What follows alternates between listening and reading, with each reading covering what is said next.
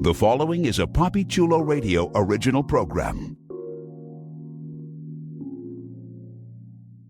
The views and opinions expressed in the commentaries and/or interviews in the following program are solely those of the individuals and are not views of Papi Chulo Radio, its parent, affiliate, or subsidiary companies.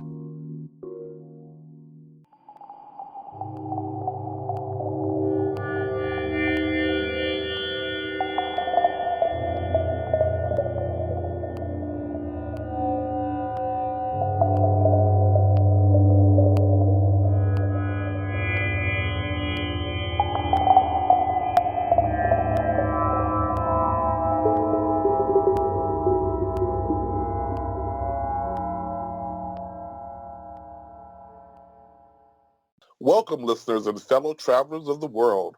Greetings from Lovecraft Country, a PapiChuloRadio.com original series. Papi Chulo Radio, pop culture on demand. Today is Tuesday, August 25th, 2020, and I am your host and tour guide, Derek Anthony. As we travel through Lovecraft Country, we're going to explore and dissect the latest episodes of the HBO series. Please welcome me on this journey, my co-host, Jeffrey Aruz. Welcome back, fellow travelers. Priscilla Rocha. Hey, everybody. Hope you're ready to listen in on a great show. And Vanetta Berry. Hello. I'm excited. Super excited. I can feel the excitement in the air. All right.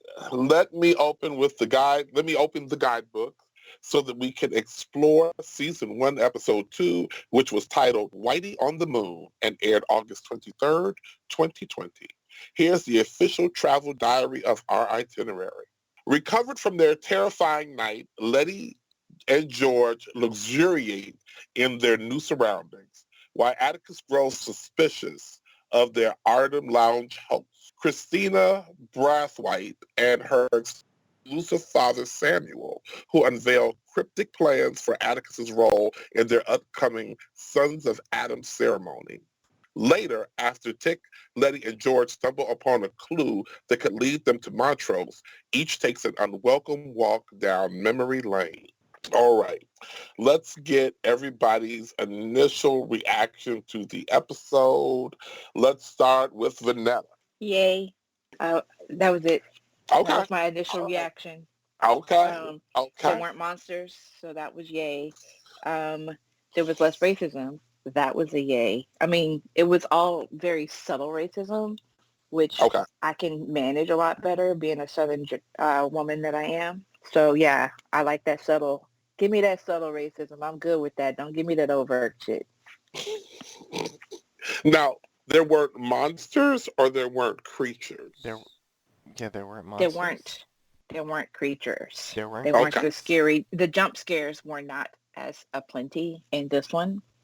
Look at Vanetta learning to fall in love with horror. No, I do not. No, she hasn't. I'm so proud of your growth, Vanetta. Big horror. I'm so proud of your growth. Like, the little monsters don't scare you anymore. And it's just episode 2. We jump fixed it. scares. We cured you. All right, Jeffrey. So what was your initial reaction to the episode? Well, after teasing Vanetta. All right. I thought it was a good episode. I thought it was fascinating. I love when a show continues to show us, the viewers, its mythology, its world building, and I felt like we got a lot of that in the episode. I mean, I feel like we were all kind of spoiled with that 1 hour and 10-minute episode that we got for the premiere. So there was a part of me that was like, where are my 10 minutes? Because it was just an hour. But it was a really good hour, and I wondered where they were going, because I did read a little bit about the book. I haven't read the book. So there were changes, and it was interesting, and the messaging was still really good. The acting was top-notch, and I've got to say, unfortunately, I predicted something, and fortunately, Vanetta predicted something. So I'm giving both of us, I'm giving Vanetta and myself pats on the back. Socially distant pats on the back, though. Okay. Priscilla, what about you? I felt like this episode felt a little rushed. Like they put in Like like that 10 minutes was missing? yeah, it felt like they covered like 3 or 4 episodes worth of stuff in one episode. And unlike stuff like sometimes Agents of Shield or The Good Place where like they could do that sometimes, like if and it didn't feel like it was skipping over some things. With this one, it felt like sometimes as a viewer, you were just kind of like, huh? What?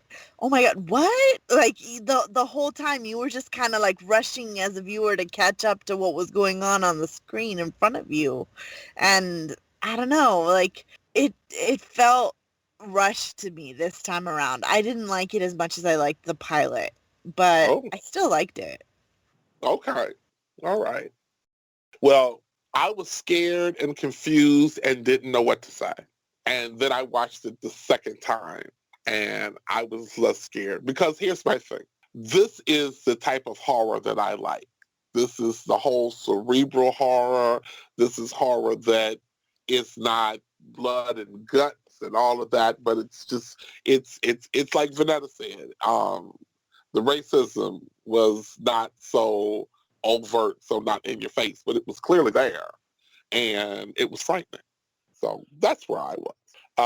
They also Okay. added a little sexism for some good They measure. Like, also added, we got yeah, sexism this week. Yeah. yeah. Now everybody Yes. can have the isms. Well, the now, sexism was now, there. Now it's just not Letty well, I receiving was all going to of say, it. now the white women can feel included. Yes. That, Yes. Yeah. that they've had a little horror themselves. Yeah.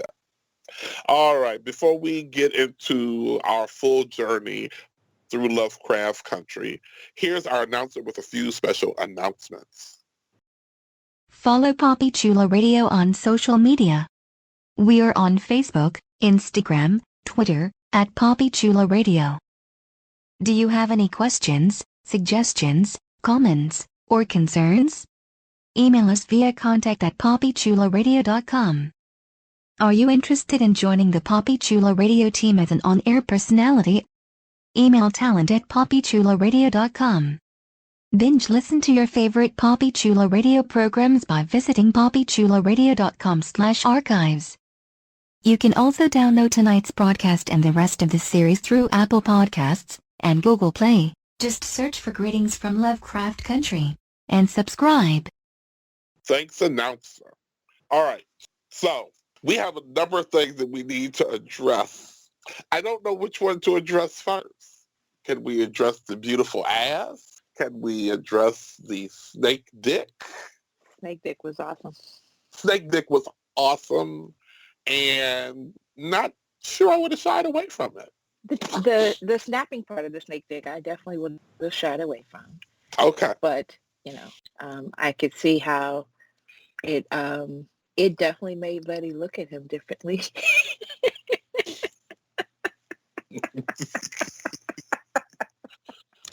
I'm surprised when they cut to Letty coming out of the room. She didn't like look down at his pants. I was looking for her thing to she do did. that.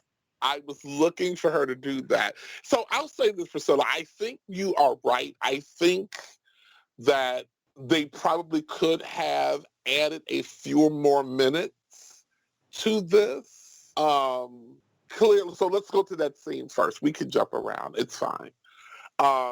We can go to the scene where everybody had their dreamscape. So Letty so first of all, they get their memories back about the creatures, which in itself was hilarious. So Letty's in a room and Tick comes in. Now, did anybody else know that wasn't Tick? I totally fell for the ruse. I totally thought that was Tig. So I was like, wait, what? No, I liked their whole like scheme of being friends. I don't need romance this early on in the mix. I I fell was for it for looking- half a second, but then I was like, Yeah. no, because I never saw any of this coming. And I was like, I respected the writers enough to be like, if they are going to set up a romance, outside of her sort of like ogling his body, which she did, when he was, drying off the sweat and stuff in the previous episode, it didn't seem like it was like it just came out of left field. And I was like, I trust the writers that they aren't just going to do something out of left field, that they would drop hints more than just, oh, she was staring at his body. You know what I'm saying? So I felt like there was something else coming. Okay. I didn't trust it because I didn't trust anything in that fucking house. All her clothes fit. Mm-hmm. And it was all stuff that exactly what she wanted. He got all the books that he wanted, exactly what he wanted. Mm-hmm. Yeah, I was already not trusting the house. And then when when Tick said, first off, if you want my help, give my friends their memory back, everyone starts screaming. The two of them start screaming. And then after that, and we already saw that he was force filled in his room. I was like, no, I'm not falling for it. I'm not falling for the banana in the tailpipe. I didn't trust anything in the house either. And here's the thing.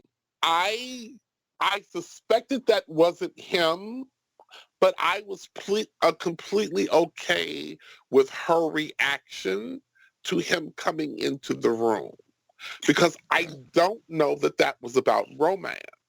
She had gaps in her memory. She thought that her friend was suffering, and then suddenly she is reminded that there are actual, for real, multi-eyed, 9-foot-tall creatures with teeth running these side backward streets, and she's traumatized, and she's alone. So then her friend shows up, and I don't even know if the kissing him and everything was about romance, as it was about, I need comfort, I need an anchor, I need something to hold on to. Absolutely. I just don't feel like I just, as a viewer, I knew that there was something else going on. Like I was very suspect because we got to see more than what she got. I felt that her reaction and her response was believable, but I wasn't falling for the okie doke. That house was creepy as hell. It was creepy. And even without their memories, they were like, when's the last time white folks was this nice to you without wanting? Yeah. You know, like, I don't know what you're talking about, these monsters, but these white folks are stranger than hell, you know? like there was still a lot to be on guard about. Right.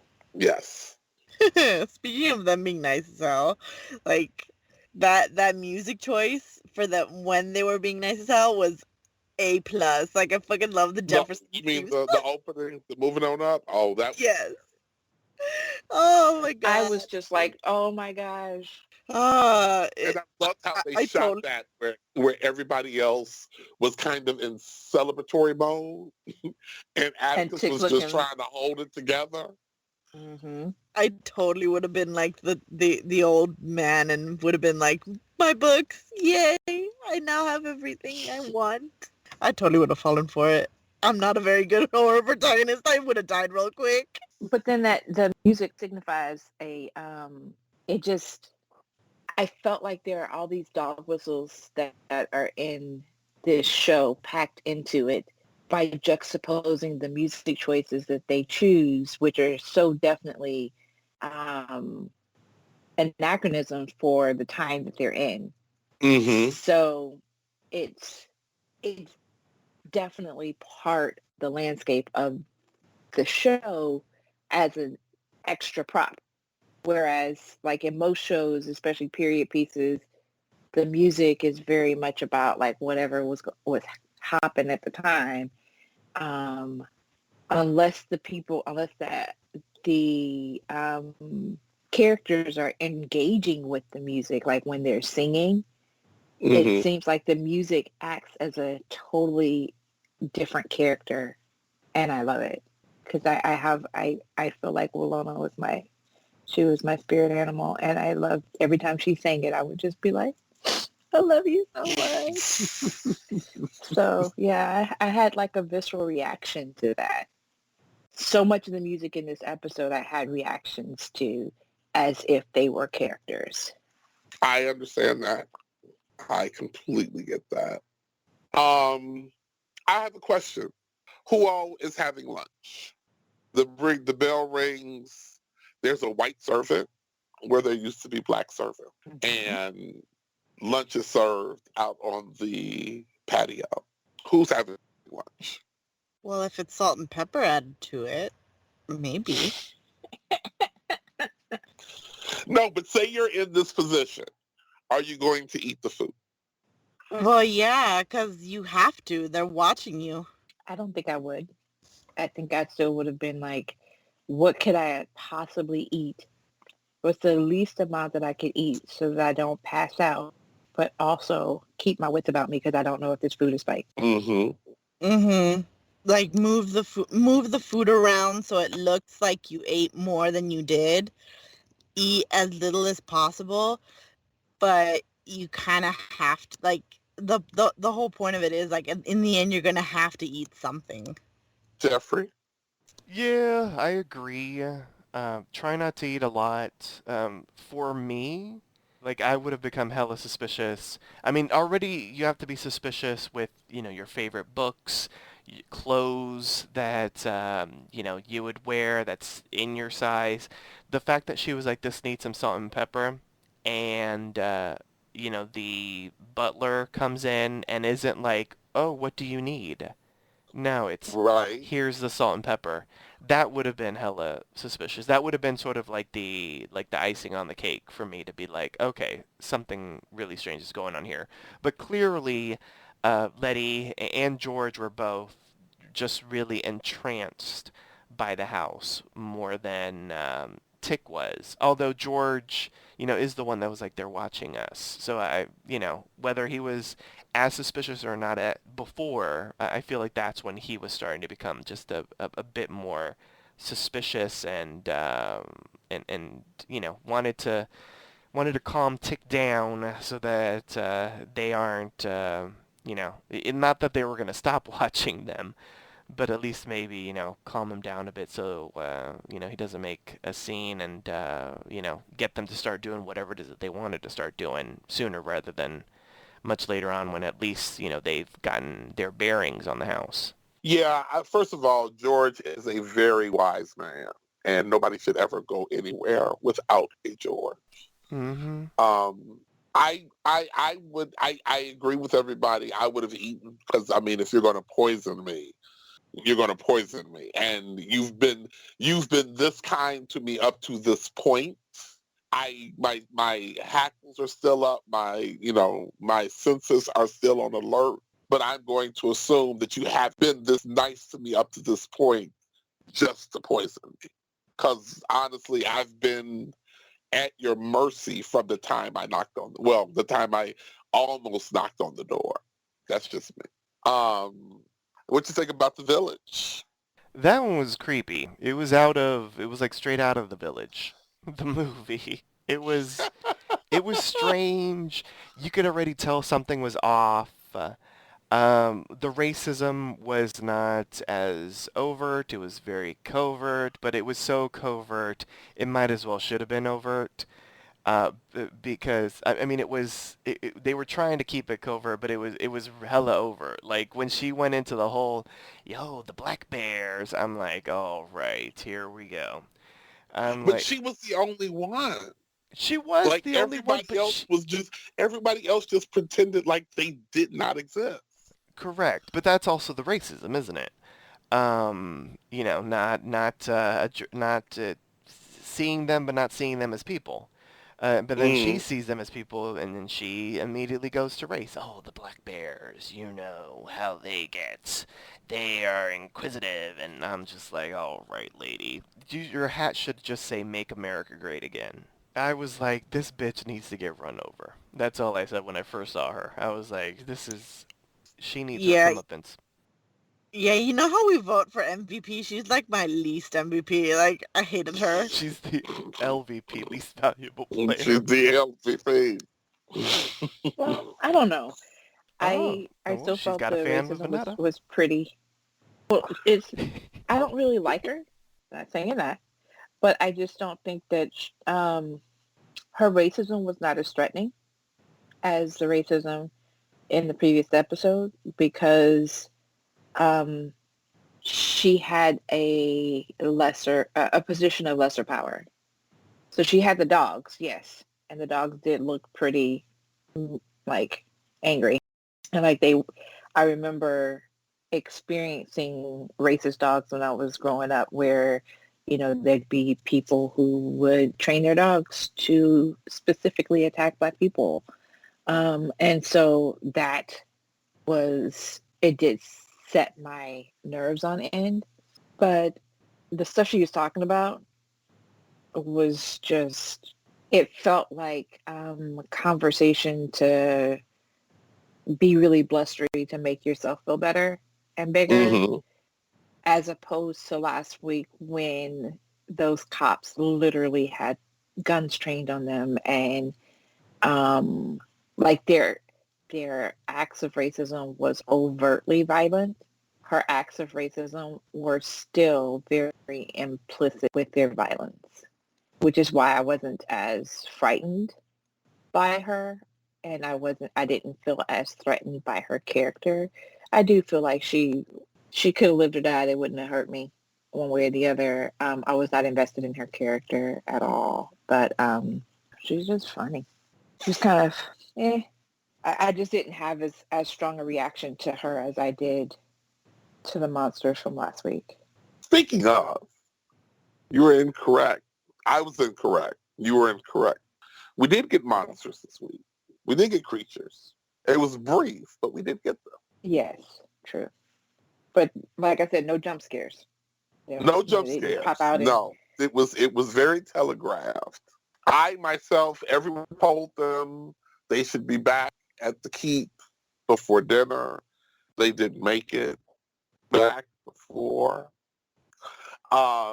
Did anyone else find George's memory strange? His memory bubble, so to speak. With the lady? No. When he was talking about Tick's mother, when they're heading back to the mansion, and and he started talking about, like, I knew about your mother's. Yeah, I remember it's this thing that your mother told me once, such and such and such. Well, clearly, and he tells. Yeah. Go ahead. Clearly, it's important later on, so that was put in for the payoff later on. I don't know if he would have remembered it had they not, been in that situation. I feel like a lot of times, people tell us stuff, and, family members or whatever, and, it's a little story, and you're like, oh, okay, that's a little story, and so you end up forgetting it until something triggers the memory of the story. Mm-hmm. And I feel like the trauma and the weirdness of the entire situation, and then hearing something that sounded familiar with the history of the house, that helped trigger that memory for him. It was, and very realistic in the fact that, especially from this time, and even before, especially with Black families, there's a lot of family history that gets lost because people just, out of shame or whatever, they choose not to talk about it. We have very strong oral traditions as well. And yes. If your grandmother was a great storyteller and then your mom wasn't, you may not get good history unless you pick up the mantle from your grandmother. So some of that data gets lost. Oh, absolutely. Absolutely. I've done some ancestry searches for some of my family that I knew before they passed. And even with the knowledge that I had of them, their history is still a mystery to me, just from the things they did not talk about, to finding them in places where, how did she get here? And unfortunately, it's mostly the women. You can find men a lot easier when you go back and search than you can the women. I am really excited to that we're following his matrilineal line, because we have his we have his father, and that line is more accessible, but this lore and this story is really following his mother and his mother's mother and his mother's mother before that. And I'm really excited to see where it takes us. Very excited to see where it takes us. It takes us into the higher up part of the castle manor with Tony Goldwyn as Samuel. Such a biblical name. For a biblical man. Mm-hmm. He does want to be considered Adam.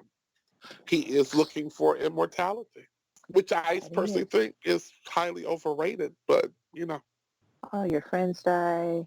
Every immortal that I've read about, really miserable. Really miserable.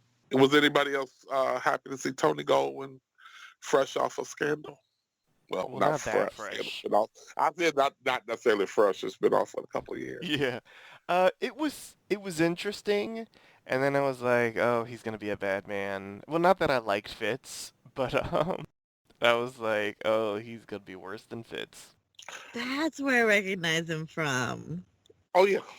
I was like, with the different hair, like Gerald Grant from Scandal. Yeah, and the voice of Tarzan. And you can trace his lineage back. Tony Goldwyn is the descendant of the Goldwyn from MGM. Yes. From Metro-Goldwyn-Mayer. Mm-hmm. So all of this is in his blood. He's playing someone who has all of this in their blood. And yeah, I wasn't a huge fan of Fitz either. Yeah. So I enjoyed him in this role because of the whole Fitz thing. Because everything, I mean, I haven't seen Tony Goldwyn in a lot. I think I've seen him, I think this is the fourth time that I can remember seeing him in something that I can just count off the top of my head. The first was his episode of Designing Women. Oh my God. You went back. I went back, but that's the first time I remember seeing it. Because that was a very special episode of Designing Women. That was the HIV episode. He was actually, I believe, because it's been a while since I've seen it, I think he actually had AIDS, and he hired the ladies to plan his funeral.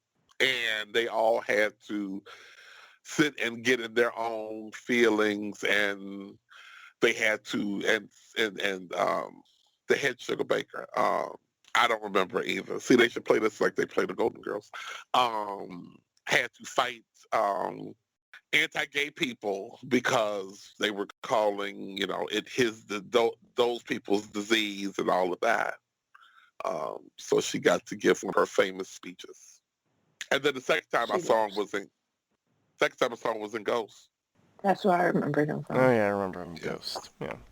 Yes. So, except for the first time, always a bad guy, always an asshole.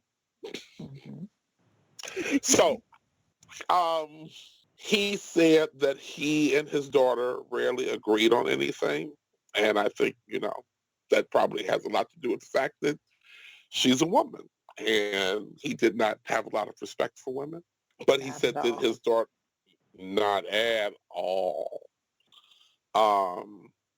So do you guys think that Christina brought Atticus there to help her father or to mess up his stuff? I think he was a foil. He was definitely there to mess stuff up. I think she's used to doing a lot of things to make her father happy, just to try and grab that ring, to try and do what's best to finally gain his approval. And this was just one of the many things that she's done that might go against her grain, but it's to please Daddy. I didn't get the impression that Dad wanted Atticus there. I didn't get that impression. Well, I disagree with Vanetta, because I think he needs Atticus there for what he's trying to do. But I agree with the first part of what Priscilla said, but then I will add that, yes, she has always probably wanted her father's approval. She wants the ring. She wants to be, in essence, legitimized in a patriarchal, misogynistic world. But I think at this point, she probably wanted chaos. Like, I don't know if she really, she might have been that way for all the years, but I think at this point, she's like, fuck the patriarchy, and I think she wanted the chaos.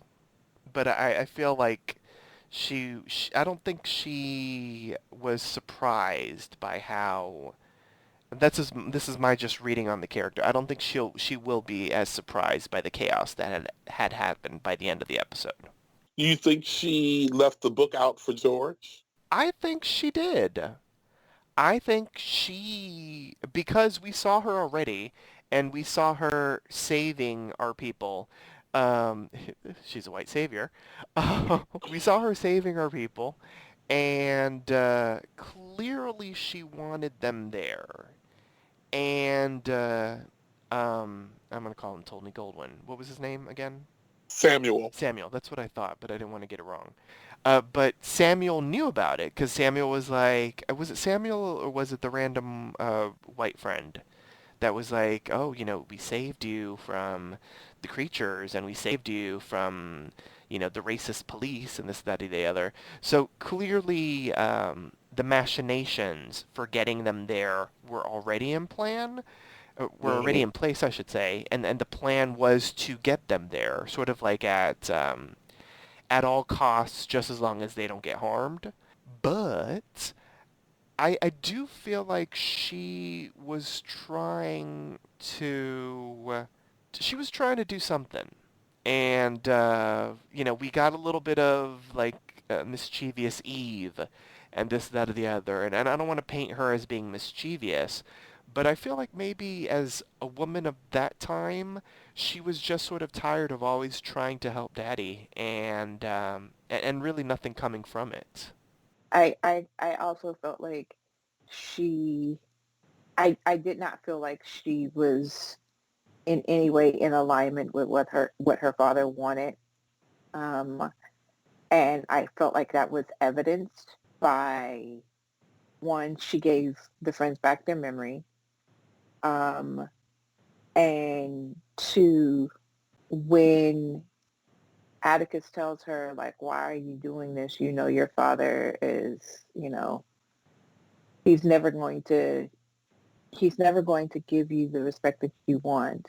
And then she kind of gives him the ring with the, sometimes you just have to seize what you need to, like that little nod, which clearly he's able to use later at the precise moment he sees that opportunity, which goes back into what he had, what she had said, and then what his uncle had told him. Okay. I just want to say again, the music was the best character in that scene because I'm a humongous Gil Scott-Heron fan, and when I heard that, I was just like, yes, this is like the perfect music for this incredibly insane scene. I agree. It was. I mean, the fact that what is being said in it is in essence what we're seeing. It's like, yeah, because it's talking about sort of black people's struggles and how, they're struggling in essence to get by, but yet, they're using all this money that they're taking from us and they're going to the moon. And in essence, that's exactly what's going on there. He ain't going to the moon, but he's going to the Garden of Eden because he wants immortality. And the, much like, the white man is sort of like sucking the money dry from black people. Literally, his life force is getting sucked dry by this white man that wants to be immortal, that wants to visit the Garden of Eden. Yup. It was Until beautiful. he flipped the script. Well, yeah, the script was flipped, yeah. Like, oh yeah, I got this power. let me try this. I like how he's looking through the vortex at his grandmother while pregnant, who essentially did the exact same thing in her day, as far as like, flip the script with utilizing the power against that family. But the Braithwaites, was that the name of the family? I believe so, yes. Yeah, how he's looking through the vortex, he sees her and gets this, like everything falls into place and he's able to do this. Basically, all the white folks were turned to stone and then like smashed to smithereens and the whole house implodes on itself. That was freaking awesome. So you took it that they did that to her. See, I didn't think of that as I was watching the episode. What did you think? I just thought she escaped the house, because that's what they said. I mean, it looks like they're just power hungry. Like, they seem like the type of people that if, their little nephew was, a direct descendant and they can be tied, whatever, to the, to the power that's needed, that they would have sacrificed their family member. You know what I'm saying? Like, I didn't, because, like, I guess it could have been her. I don't know. I didn't even think of that. Like, I wasn't thinking of that. I was, like, into the story, and I just hadn't thought of it. I suspect that they tried to use her because she was pregnant. Oh, okay. But that isn't that surprising. I mean, that was my suspicion, was that they tried to use her because she was pregnant with Titus's child. Oh, okay. And again, you're talking about exploitable people. I want power. I don't want to sacrifice myself because I want power. Correct. So, here's my blood in another vessel, but I don't really care about it. Yeah. So. Okay. Then I can see that. I don't know. I just thought she was in essence a runaway slave. Like, she took advantage of the situation when things were going to shit for these crazy white people doing crazy things, that she ran. But you guys, yeah, that makes a lot of sense. That makes more sense than just taking advantage of a shitty situation. That how did it occur? How did it suddenly go awry in the past? Yeah. Right. Well, it went awry because the spell was wrong, or because she made it go wrong. Yeah. Well, it also talks about how she escaped during a fire. Mm-hmm. And the servant makes it a point to say that, there was a fire, the entire house had to be completely rebuilt.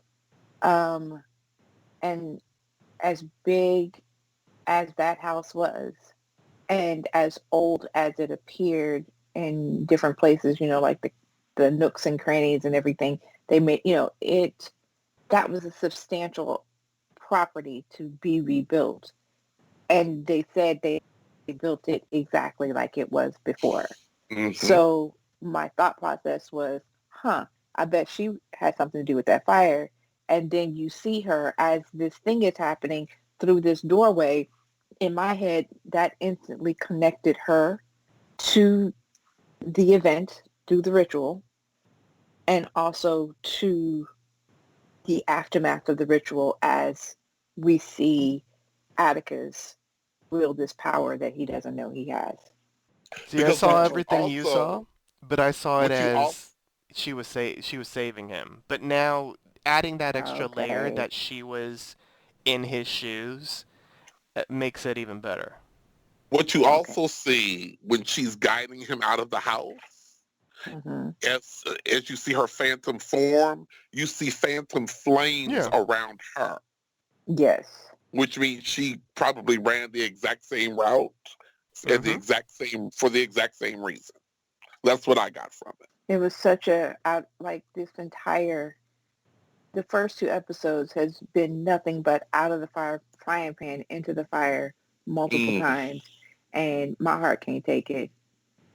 I need an episode where there's no fire pan, there's no frying pan, there's no fire. They could just be chill for a little bit. Oh, that'll be next week. Next week will be one of the chillest episode. I doubt it. Let's slow it down for you just a little bit and talk about when all three of them were having their moments.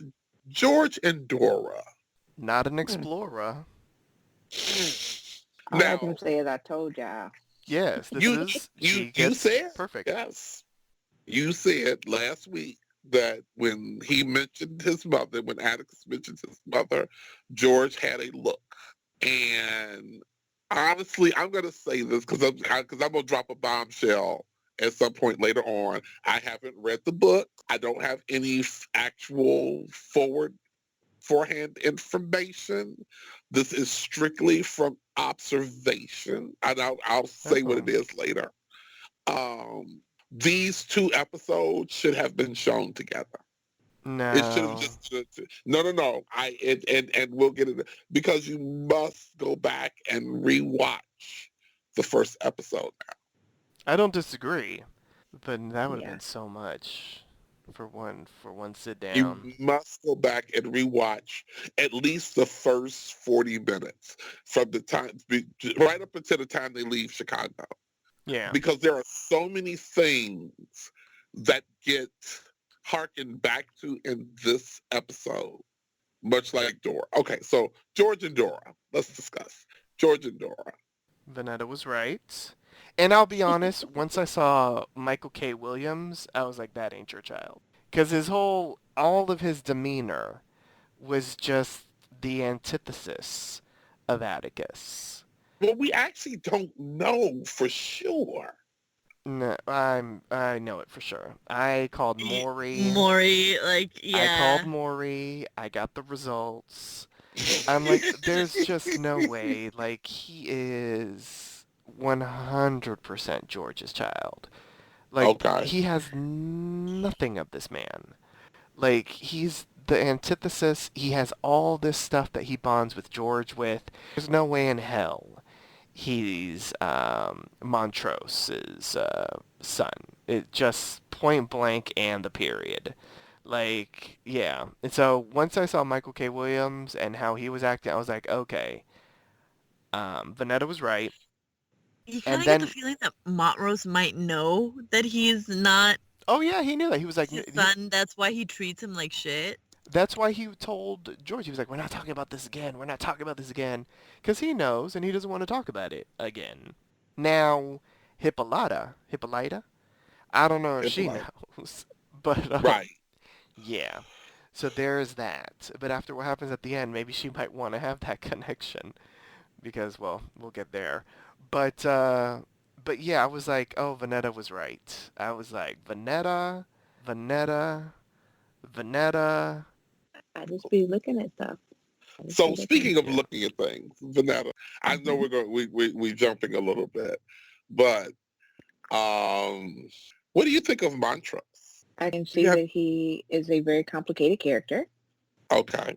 I thought it was hilarious. They go to rescue him, and his ass is already escaping. And I like how Uncle George figures it out because what? Oh, his favorite book was The Count of Monte Cristo. Yeah, he Yes. gonna be through here. So they figured it out, and then they waited. And then his response was, "Wait, I wrote a letter under duress, and now your ass show up? I'm trying to get out of here." Like I thought that exchange was really funny and also very telling about his character. Um, how everything that we assumed about him through the storytelling in the beginning was incorrect. Like Hmm. he didn't run off with these people. He may have been put under a spell, like they have been put under a spell. Like so, we're getting all this information very rapid fire. They're running. They think they're gonna make it, and then they hit that force field, and I'm just like, God dang it! I I love a knew that force force field. field was coming. I love a force field. Yeah, you you saw it earlier with the doors, and if they're not stressed and worried about where you guys are, you know that they're gonna use that force field again. Hmm. I've Okay, never so seemed to like Michael K. Williams. He always plays someone that just rubs me the fuck wrong. Okay, so I was affected by the conversation that Montrose had with George when George was laying in the bed from the gut wound. And it is my prediction that we will find out that Montrose is LGBT, which is I the agree source with of that. half his angst. I definitely agree with that because there's multiple messages that George knew that Montrose was Yes. getting the brunt of the beating from his father and he was younger. Yes. Parents don't usually beat the youngest child before they beat the oldest child unless there's something, quote unquote, that the parent sees as wrong. Two, the place where he goes to look for his father is what we all have already identified as a queer space. Mm-hmm. So that makes so much sense. And And Tree is a partner or something. what do you You mean a remember partner Tree? or something? Oh, You remember yes, yes, Tree? The yes. guy when Atticus comes into the bar Okay. and the tall guy stops him and says, "We're closing early," and then he recognizes Atticus. Mm-hmm. And Atticus gives him dust. Mm-hmm. It's me, Tree. I know who you are. And Tig does not behave that way towards people normally. He's really hot or cold. Like he's Yeah. really, oh my God, I love you, blah blah blah blah blah blah. But if he sees you as a prop or when his spider sense tingles, he gets real cold on you. And that man hadn't done anything in the scene we saw in the Mm-hmm. first episode to turn him cold like that. Exactly. I I just believe you're definitely yeah right on that. And yeah that would also explain why it was such a big thing for George to have Atticus raised by him. hmm Because maybe that was another way to quote unquote legitimize it. We just haven't figured out where Dora falls in to this story because clearly George was in love with Dora, but she Mm-hmm. wound up with Montrose. Or maybe she wasn't with Montrose. We don't know. Maybe that was just a story they Well, spun after the they fact. were clear they were clearly married. Now whether they actually had sex or not, we don't know, but they True. were married. Man, she got the shitty end of the deal with that. Also, I suspect their family is from Tulsa. They are. Oh, it said that? They reference it. Okay. When fake her was with George. Yes, she mentioned something about Tulsa, and that's how they wound up in Chicago. So anyway, that's my prediction. I think it's a good Again, one. no foreknowledge. This was all detective work. This was all just listening and going back and paying attention to people's ticks. Because again, Atticus wasn't thrown necessarily by dude getting the blowjob in the alley. Because he never Nope. reacted in disgust. He was very apologetic. I didn't know this was happening. I'm sorry. I didn't mean to interrupt. But he was never thrown by it. And when the owner of the club, the bartender guy, when he says like, I don't know, it could, it was a white man he was talking to and was driving a really nice car. Who? Wait, he was in a car. Yeah, Mm-hmm. Tree saw him, and then he kind of like had this look on his face, like, okay. So it could just be that Tree is just nosy, or Tree has a vested interest in Montrose. Mm. And I told you, I, if Montrose is in our neighborhood, I mean, it's the LGBT street, like Halstead, yeah. the Well, Rainbow. Montrose Beach here in Chicago is, where the gays hang out. All right. So that would be Anything really cool. else? I really think that's accurate. I think that's what the father was trying to beat out of him. And I think that's the reason why he and Montrose and Atticus have such a horrible relationship.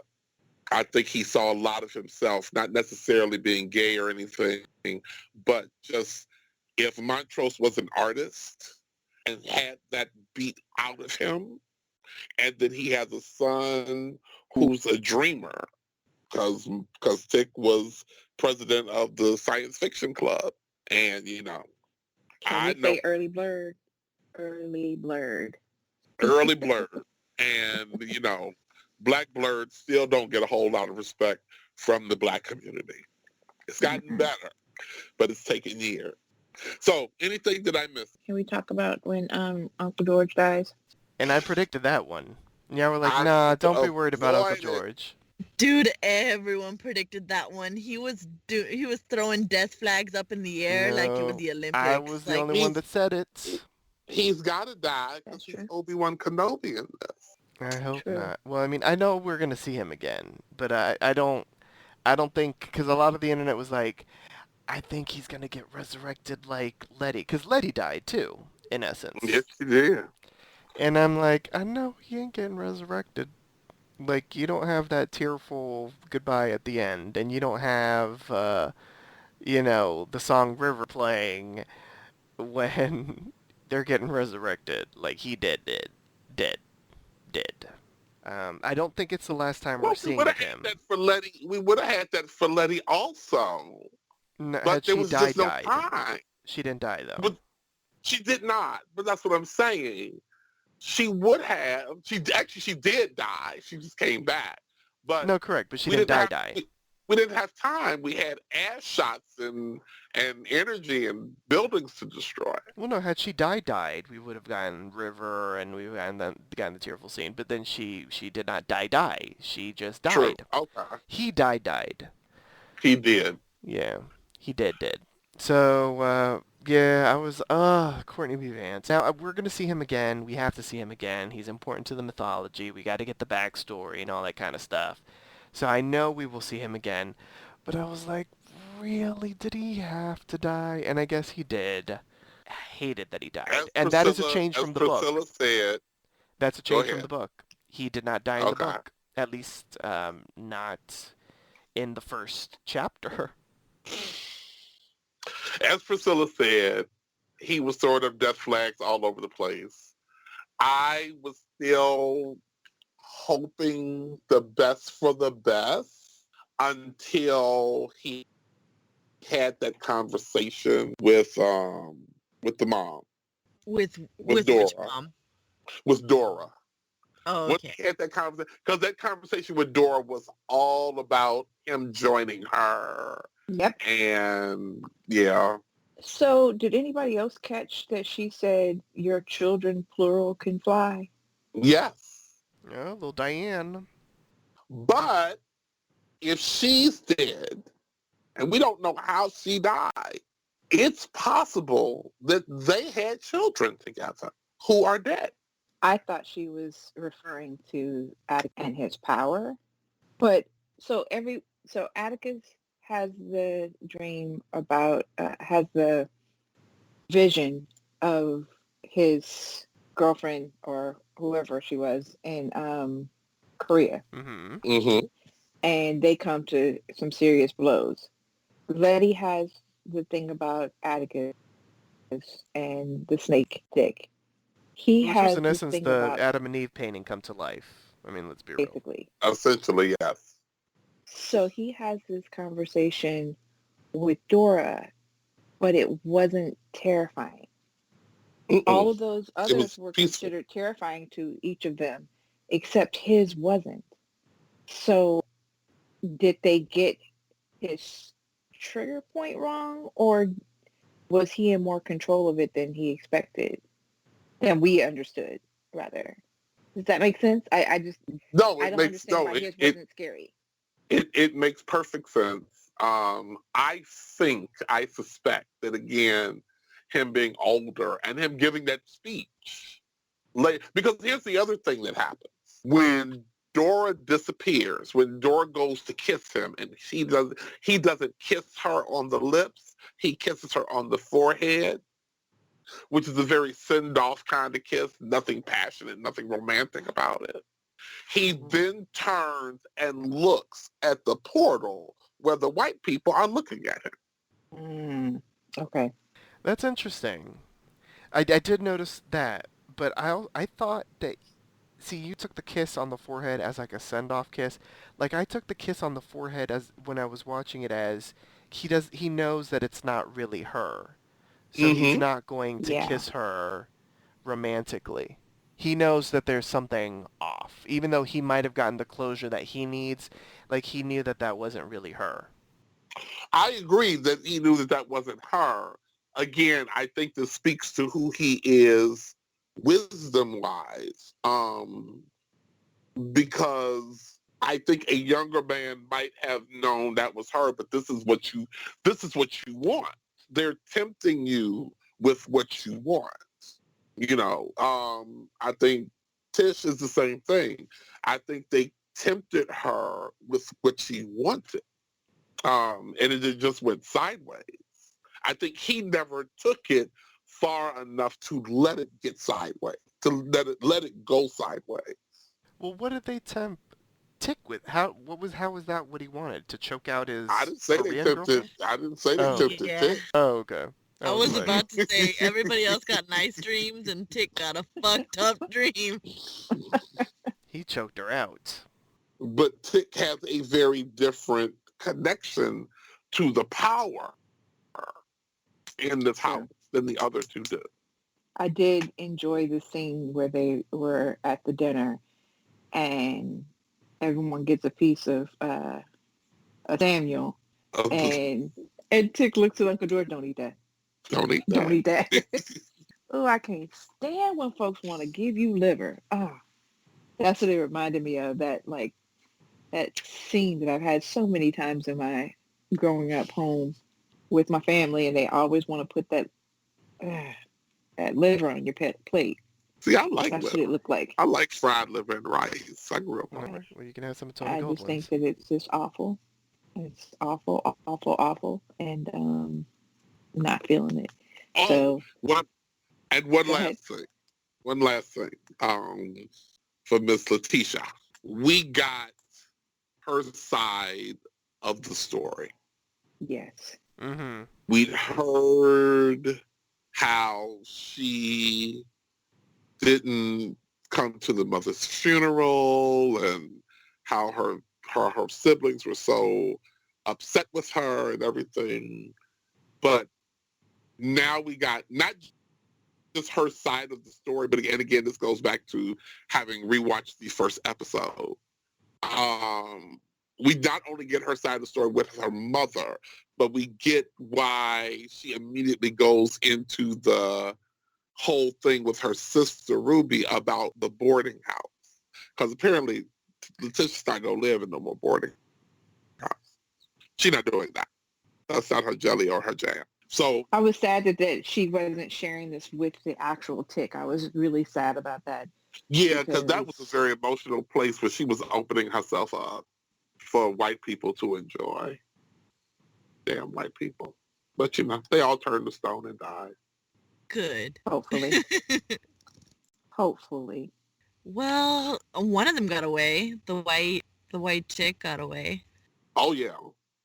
The daughter. I suspect she left as soon as the damn thing started. Whoop, that's my I suspect she and William left. Her and her boyfriend. They got in one of them silver cars and drove the hell. Because as George said, there's other houses like this all over the country. Not like this, but they have other properties all over the country. So she's got plenty of places to go. Can I just say the house, as creepy as it was a character. And it was a pretty awesome character. That house was beautiful. Yeah. And wait, can we talk about giving birth? Well, she didn't give birth. But can we talk about her being a Shoggoth doula? Oh, yeah. Because that was that was interesting.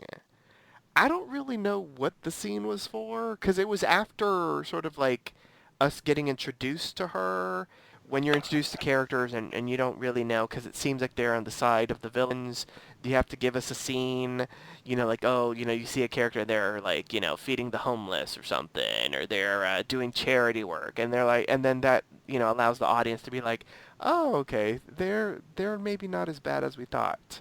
Like, do you think that's why that was included? Like, I was very... I don't think they would introduce, I don't think this particular production group would introduce a trope like that. I don't think so either, but I was just wondering why did we have to see her pull the Shoggoth out of the cow?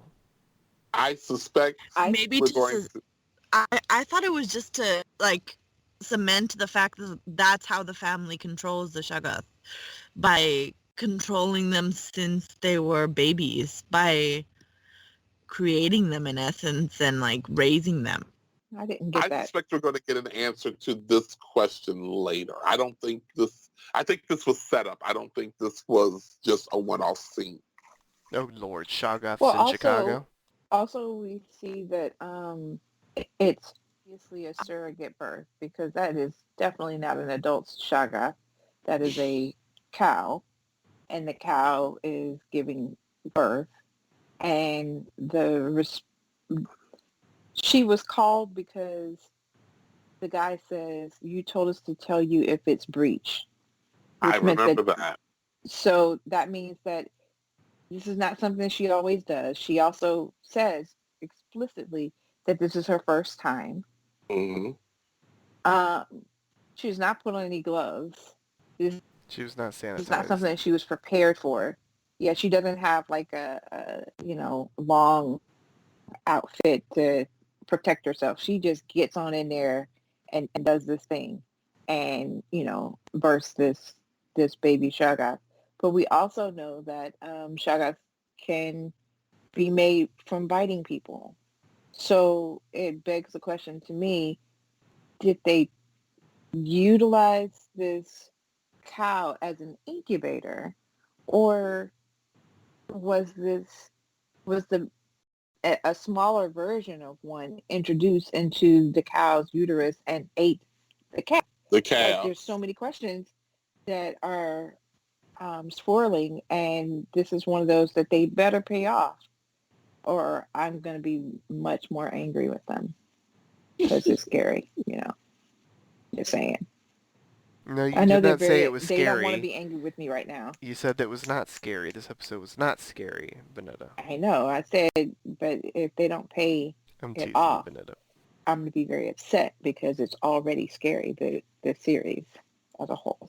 That's my thought process. So, the last thing I wanted to tackle before we get into our ending stuff is partly about the death of Uncle George. So Tick makes it out the house. Tisha calls him over. They have a moment, and then she gives him the look that lets him know something ain't right.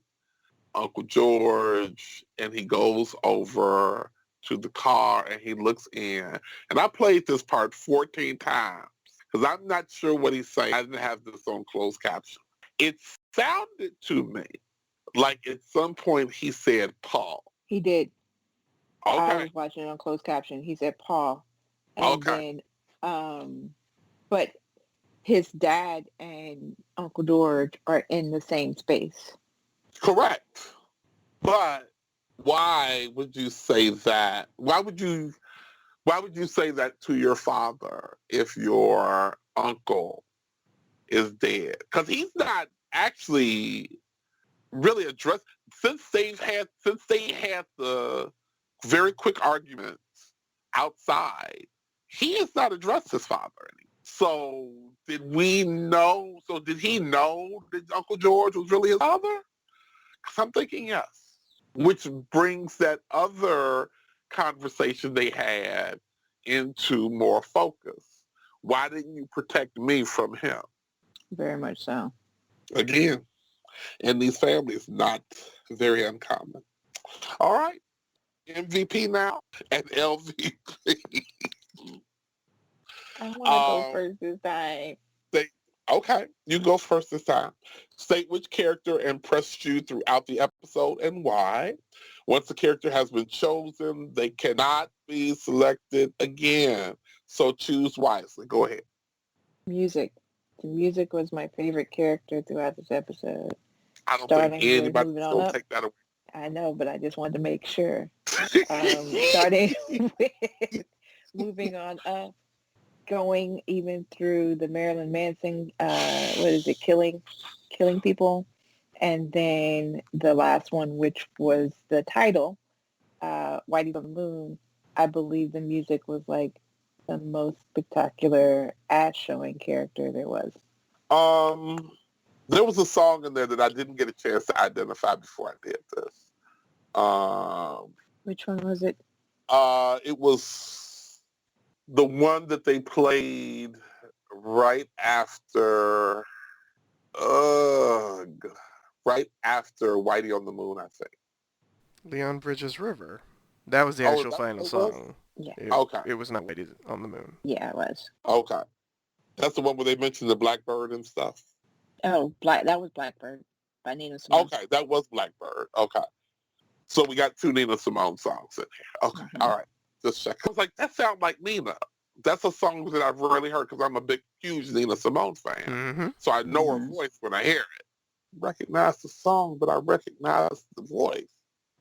Like the last song, the outro song during the credits is a Nina Simone song, but it's not her singing it. All right. Jeffrey, MVP. Well, it's good to know that you can just request to be first. You're a very easy mod, so it's nice to know. So whenever I want to go first, I could just be like... It wasn't her, she requested it. It's that she was so passionate about it. That's what I'm saying. So we got to show passion and we can request and we could be first. That's good to know. Because it sucks being third at times. I'm just saying.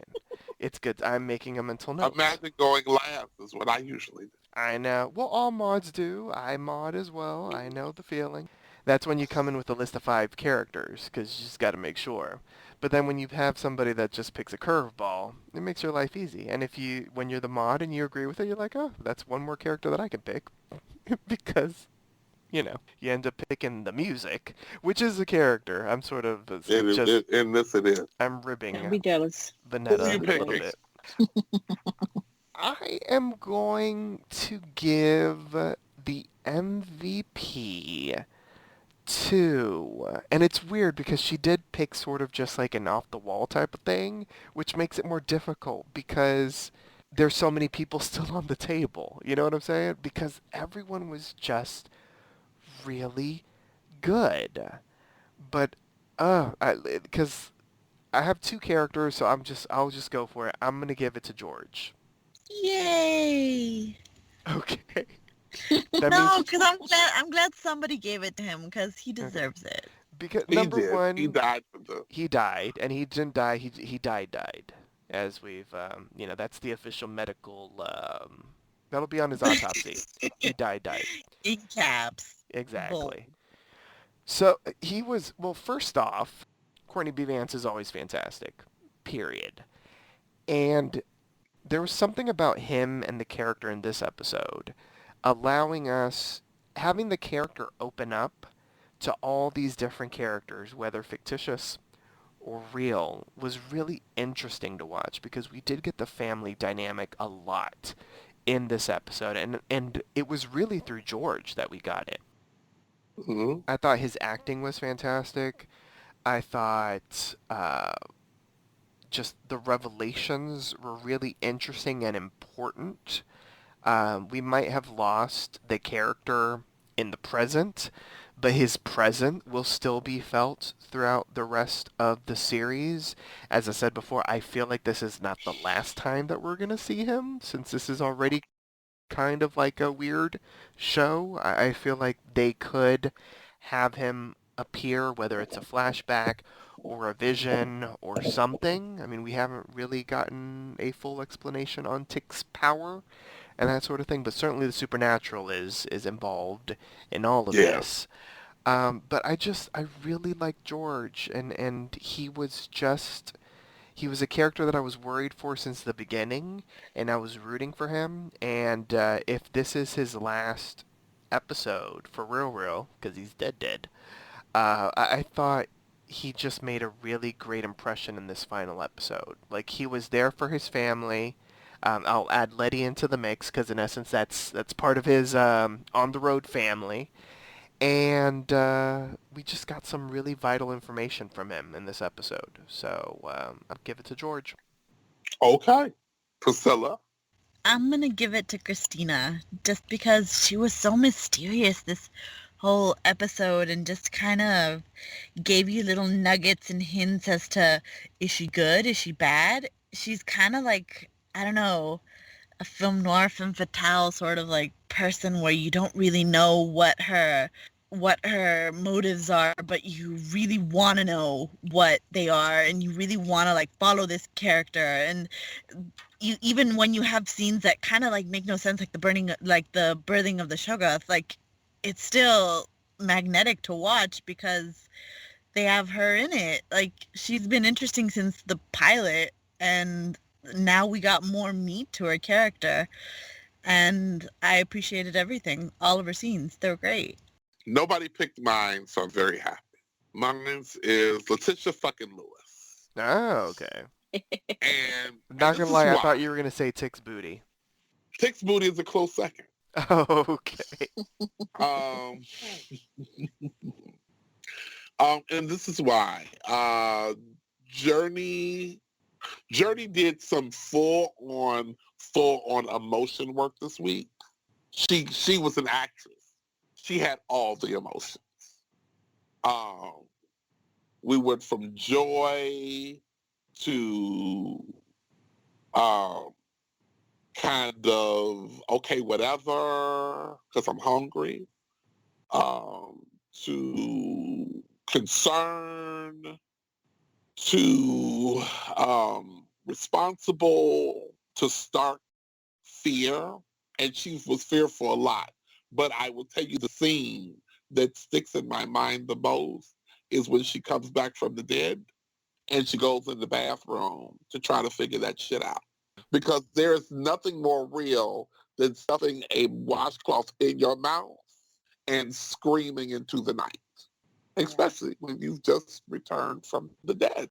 So yes, she's the MVP for the week. All right. Here's a question to you guys. Yeah. So you all noticed that she didn't have a bullet hole, right? Like the skin. Yeah, they completely healed her. They couldn't completely heal the uncle? They were going to heal him after the ceremony, after Samuel went to Eden, but he died. Allegedly. So, he got turned into ash. No. They were going to allegedly heal him. Oh. Well, Christina said that her father was a man of his word. I don't know. I feel like once you have all the power, are you really going to care? Yeah. Although Christina's still there. I mean, she could have done something. Maybe. I don't know. I will... Can I co-sign just for a second Journey Smollett? Of course you can.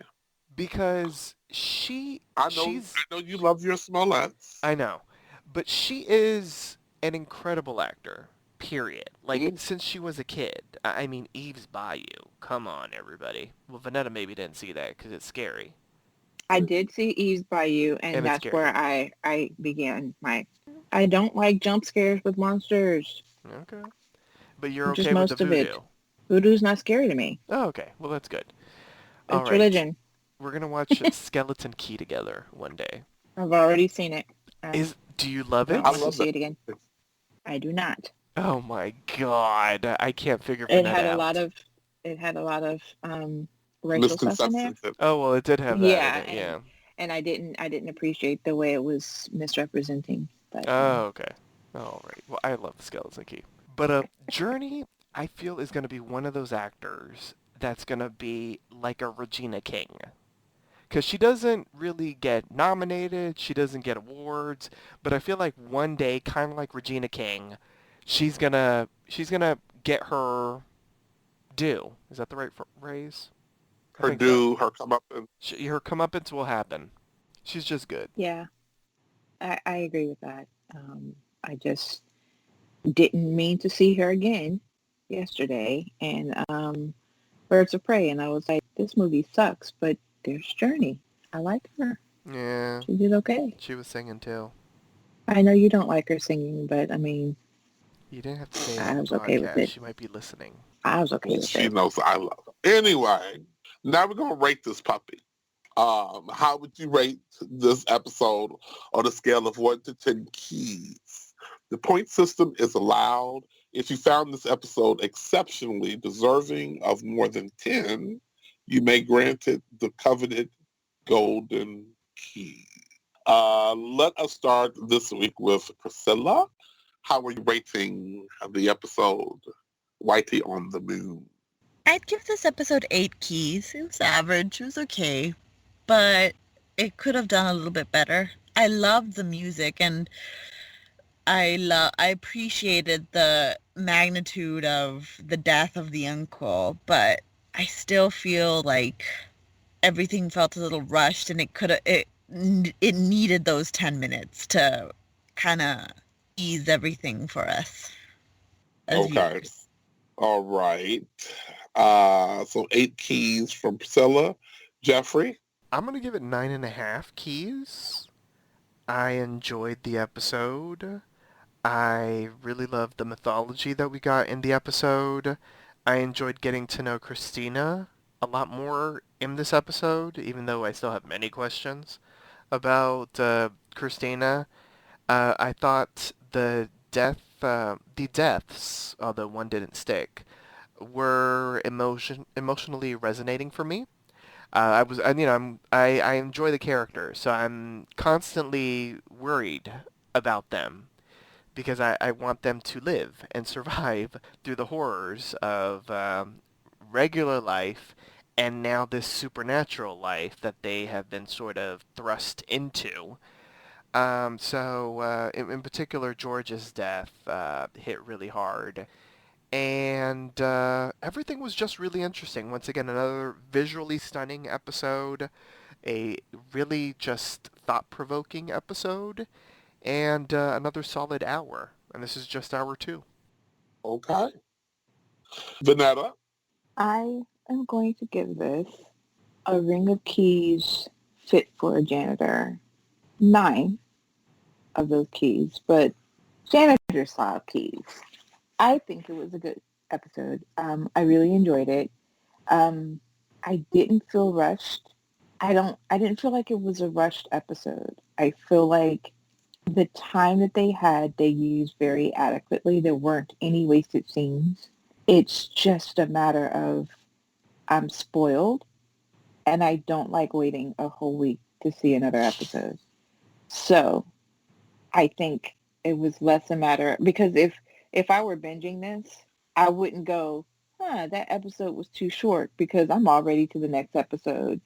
I feel like they utilized every single moment of real estate they had in this episode to further the storytelling journey, and I really enjoyed that. And they're bastards for making me wait a whole week. They should have released this on like all at once so that I don't have to wait and I could binge it and I could be done already and my heart would be okay. So, But let me ask you this. Vanetta, I hate to remind you, you're Generation X, you're not Generation Z. I don't care. You're not supposed to have that care. complaint. I'm just saying. I don't care. You're supposed to be used to the weekly schedule. But let me ask you, would you get as much out of it if you could binge? No. Yes, because I'd binge it once to get through it, and then I'd binge it again so that I can get all the details and be a super nerdy fan. That's what I do. I did the same thing with Watchmen. I completely understand. Yeah, because I didn't watch Watchmen when it first came out. I waited. It was like 3 episodes before the end when I was like, okay, I can start watching it. I think I did the same thing you did. I didn't watch it from the beginning, and I was like, "Oh, okay. Oh, this is good. Oh, wait. Oh, this is not the end yet because I gotta wait now." Yeah, I was pretty upset. All right, I am going to keep my streak and give it 9 keys. I thought it was a wonderful episode. as I say all the time, I need a place to go up. I have to reserve a space to go up so that when I bring that 10th key out, or even on the off chance that I whip out that golden key, it really, really means that something got inside of me and shook me. So, but all in all, wonderful episode. I love the way that it was written and referred back to things from the first episode, little things that seemed small in the first episode that had much more light shown upon them here in the second episode. So, indeed. With that, as we end the week's journey into Lovecraft Country, here's our announcer to remind you on how you can interact with us. Follow Poppy Chula Radio on social media. We are on Facebook, Instagram, Twitter, at Poppy Chula Radio. Do you have any questions, suggestions, comments, or concerns? Email us via contact@poppychularadio.com. Are you interested in joining the Poppy Chula Radio team as an on-air personality? Email talent@poppychularadio.com. Binge listen to your favorite Poppy Chula Radio programs by visiting poppychularadio.com/archives. You can also download tonight's broadcast and the rest of the series through Apple Podcasts and Google Play. Just search for Greetings from Lovecraft Country and subscribe. Thank you, announcer. All right, my co-hosts, please wish the listeners a good night. Good night, everybody. Good night, y'all. Don't let the shogus bite you in the ass. You will turn into a shoga. Safe travels, listeners. Please wear a mask on your travels. Please wear a mask on your travels. And please social distance. Because we talk about the mask and washing our hands, we don't ever emphasize the social distance. I wash my hands, but I do wear gloves when I'm out in the world. Because the world is disgusting right now. Oh, my goodness. And please, listeners, if you are wearing the gloves, remember that you're still not supposed to touch your face. Just an FYI. Unless you're wearing a glove on your face as well, then you can touch your face. Just don't leave the house without a body condom on. Body condom. Just don't leave the house. Stay indoors. Yeah. Thanks for tuning in. Download new episodes of Greetings from Lovecraft Country every Wednesday via Apple Podcasts, Google Play, and the Poppy Chula Radio Archives. This is Derek Anthony wishing you a good night. Mwah.